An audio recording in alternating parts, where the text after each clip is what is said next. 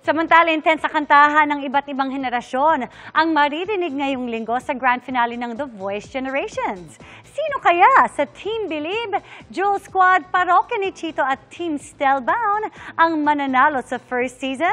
Yan ang chika ni Nelson Canlas. Mula sa libo-libong nag-audition, down to top 4 na ang pangmalakasang bosesan ng bawat angkan sa The Voice Generations.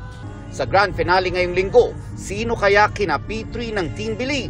Abangan niyo po ang magiging performance namin this coming grand finals dahil itotodo na namin. Jewel Squad with Music and Me. Saludo kami sa iyo, Coach. Thank you so much. So yun po yung dapat nilang abangan. May tinuro si Coach Jody sa amin na kami lang po yung nakakaalam. Parokya ni Chito with Sorority. Learning journey po para sa amin ito.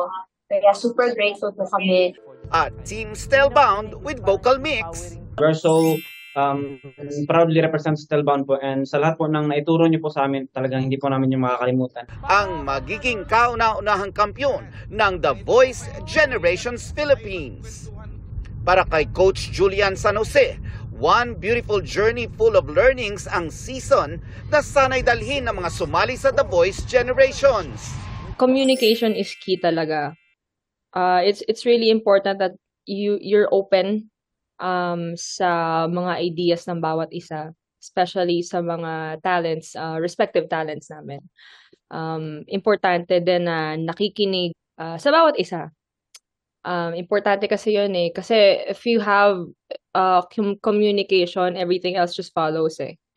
Di lang daw contestants ang natuto, kundi pati na rin sina Coach Chito Miranda at Coach Stel. Ang dami kong nababaon na nasi-share ko rin po sa other members ko, and of course na-apply ko rin po sa buhay ko araw-araw. Nagkakaroon po ako ng bagong inspirasyon at bagong dahilan para po ipagpatuloy and mas maging, alam niyo po yun, para mas maging buo po yung paniniwala ko sa sarili ko dahil din po yung mga talents sa Stellbound, grabe rin po yung tiwala sa akin. Ang pinakamasayang natutunan ko for me is to witness my other coaches kung paano sila how they handle their art, their work, their personal stuff.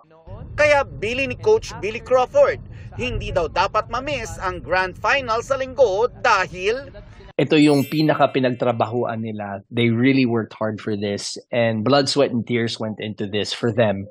And for us, we're just really, really thankful na we're a part of their journey.